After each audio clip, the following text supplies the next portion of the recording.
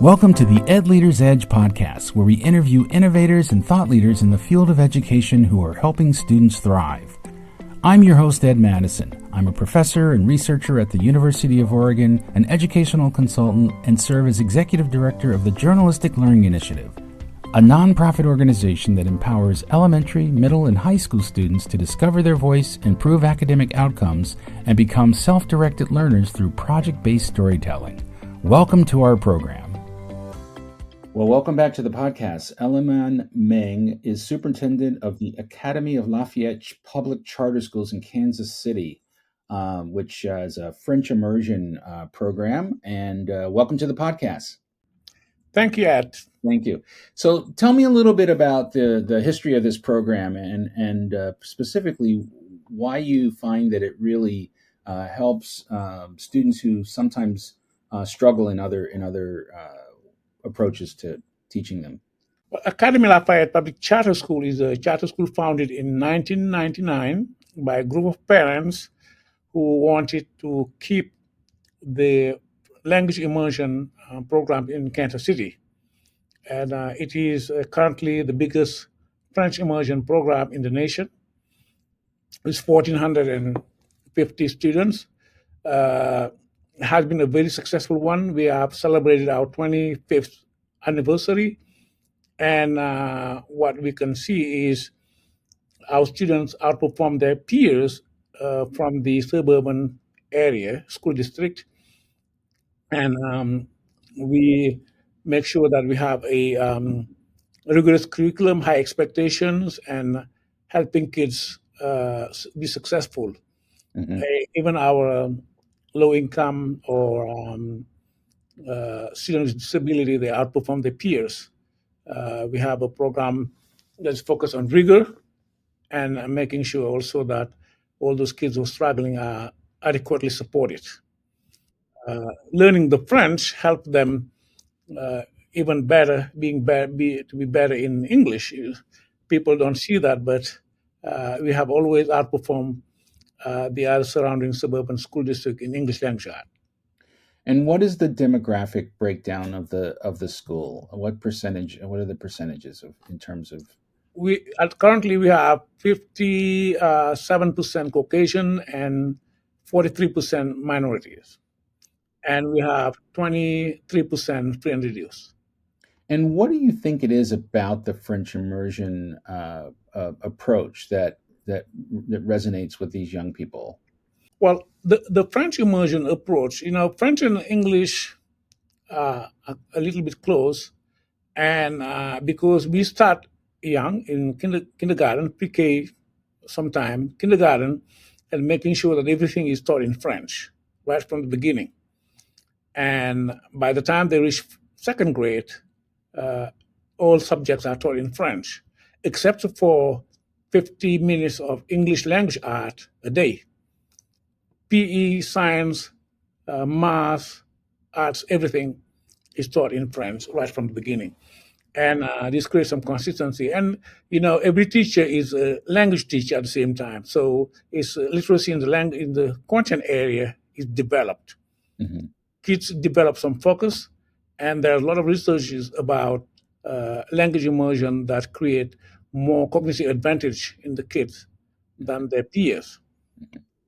And they're more focused and also have a better sense of self-efficacy. Mm-hmm. So it works really well because the parents can help in French, so kids develop a sense of independence, and um, it works really well for them. And I'm sure you followed some of the students, later in life. What do they come back and tell you about how this program has benefited their overall lifelong ability to learn and succeed in college?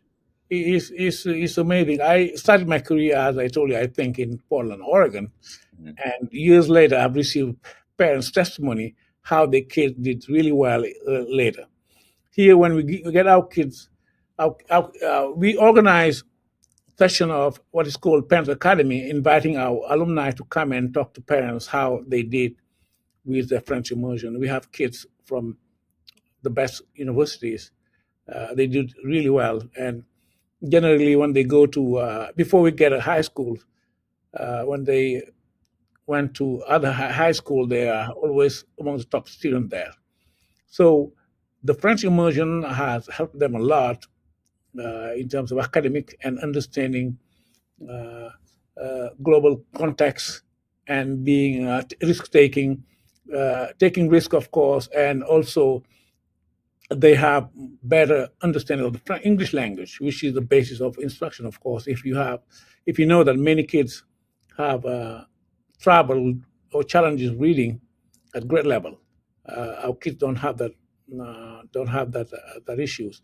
So I believe that being able to learn from teachers from all over the world develop some adaptability and help kids also, as I said, to just create well and have a good understanding of their environment.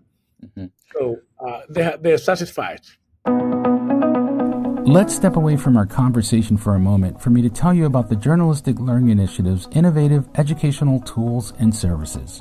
If you're looking to make the best decision for your teaching staff and students about AI adoption, improving student engagement, strengthening writing skills, promoting social media mindfulness, or enhancing college and career readiness, please take a moment to visit our website at journalisticlearning.org. Our team of University of Oregon researchers offer customized AI tools, instructional materials, professional development, and consulting. Research confirms that students with journalistic learning experience outperform their peers on numerous key indicators for college and career readiness. At the heart of our work is empowering learners to become effective communicators. If you think about it, effective communication is critical in every human interaction, whether it's writing an essay for a grade or being interviewed to secure employment. Since 2015, JLI has benefited nearly 20,000 students and served schools in 15 states and the District of Columbia. I invite you to schedule an appointment to explore how JLI can improve your students' learning outcomes. Now back to our program. We talked before about how many of our urban schools are having trouble with enrollments, but that these types of programs have been helpful in terms of keeping the schools vibrant and bringing students back whose parents might have otherwise sent them somewhere else to go to school, right? Yes. Mm-hmm. Yeah, of course. Urban schools have their own challenges, and it's also critical to support all every kid and all demographics. This program has helped a lot of families stay in town. Otherwise, they may have moved in the suburb or send their kids, if they have the means, to private schools. Mm-hmm. Yeah. But because here they have, as they like to call it, the best the best education that public money can buy. Right. Think about it. Our kids, when they reach eighth grade, they're most of them are advanced in the academic subjects, and on top of that, they have visited the country, France. They have learned a third language because we teach also Mandarin and Spanish starting sixth grade. Wow. Yes, and they advance in science, math. I say, as I said, in English language. I don't see anywhere else you can get the kind of education with public money. Yeah. So And you have like sort of a waiting list now, right? I mean, yes, we had a long waiting list, but we decided to go from taking 120 kindergarteners to yeah. we took the whole wait list. So we're taking now Oh, 200 students. that's Be, wonderful. yeah, to be able to serve more demographic. And we have a very aggressive outreach program to recruit low income and minority students to make sure that they all also benefit from this wonderful program. Mm-hmm. We hear so much about achievement gaps, particularly in our students of color, and I'm just, curious. I mean, sometimes there's a tendency to think of that certain students have deficits, but the success of your program demonstrates that any kid can learn, regardless of where what their background is, if they have the right opportunities, right? Yes, I think it's important also the mindset in the school. Uh, as I said, we have teachers from all over the world. And if you go to Africa, we don't think about in terms of achievement gap. We think every kid can learn, no matter Right. where you come from, whether you're poor, rich. We don't see you as because you're poor or black or white. You should be able to do this. We don't do that. We have high expectation, and we provide adequate support for all kids, and also we hold everybody accountable at the same time. Mhm. We make sure that kids are held accountable, and we support. We have a strong academic support to support kids who are struggling. Yeah. And that's why our different demographics outperform their peers in Yeah. our state tests. Now you're from Senegal, yes? Yes, I am. Okay. And so, how did you become excited about becoming an educator? what What was your story? Yeah.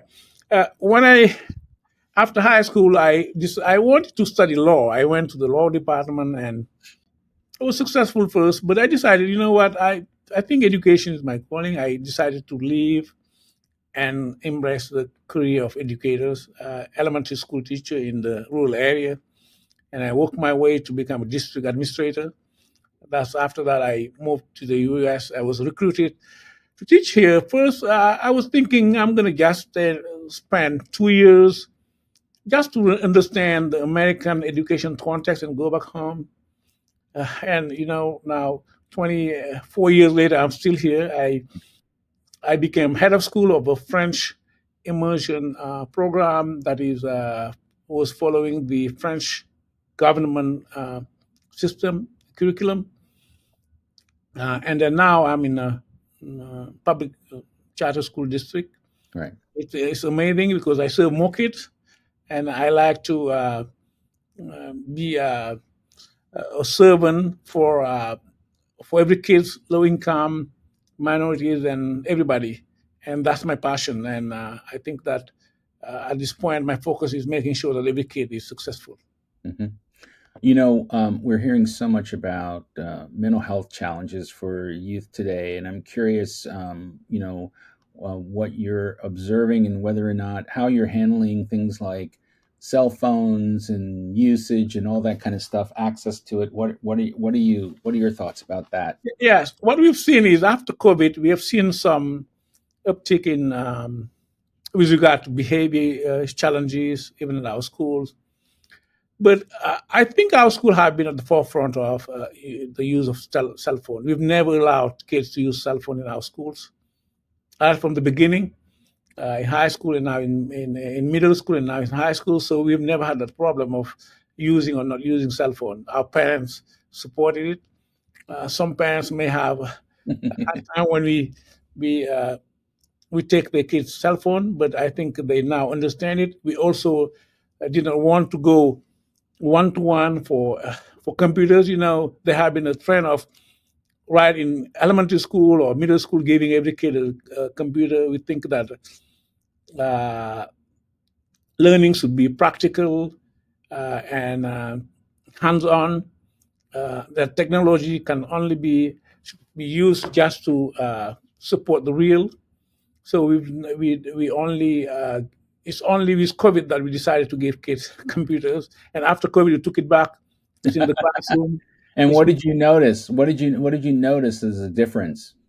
Well, the difference is their studies showing that kids learn better with real books and reading real books than electronic. Hmm. So, uh, so what we've seen is, as I said, we just used it for 2 years after COVID. We took back, and now we're using classroom computer cards when it's going to be used when the teacher needs it, not all the time anymore.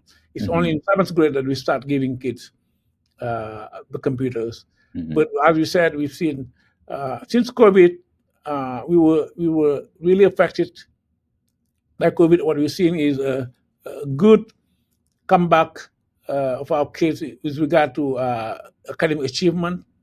We've outperformed the state in academic achievement, of course, every year by more than 10, 20 points for each Wow. subject. Yes, and it's coming back. Wow. Wow. What about AI? Are you noticing any or have any thoughts about artificial intelligence and students using? Of course, your students are younger in middle school, but you have thoughts about just trends related to AI? Yeah, AI is a reality that every school district has to deal with. In fact, it's part of our professional development program now. We into making sure that our teachers have better grasp in using AI.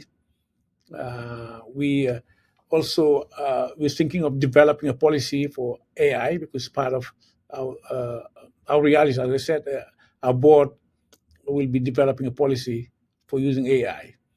But at this point, we are just starting to use it and to make sure also that, of course, students are using it like cheating. That's what people are afraid of. Yeah. However, we need to understand also there are a lot of benefits of AI, especially its personalized learning and making sure also kids Yeah. are more digitally responsible.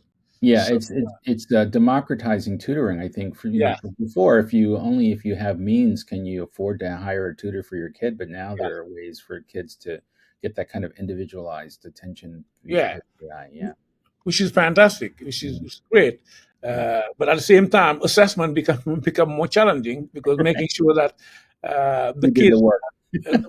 work and mastery. Yeah. So and most of the time, kids will always beat us because they're always ahead of us in discovering things. So we need to be in keeping with what's happening and making sure we understand what's happening and keep on learning. Yeah, great. Well, thank you for sharing about your program. What's the website if people are curious to learn more about the program for your school? How do they find you and find it? Yeah, it's academylafayette.org. Academy is written in French, like at the end is MIE, not MY. Okay, Academylafayette.org. terrific. Thank you so much, sir. Welcome. Thank you very much. The Ed Leader's Edge podcast is produced by the Journalistic Learning Initiative. Please check out our latest books, Language Arts in Action from W.W. Norton Publishing, and Raising Empowered Learners from Rauman and Littlefield. For more information about our work, please visit journalisticlearning.org or edleaderedge.org. Thanks for listening.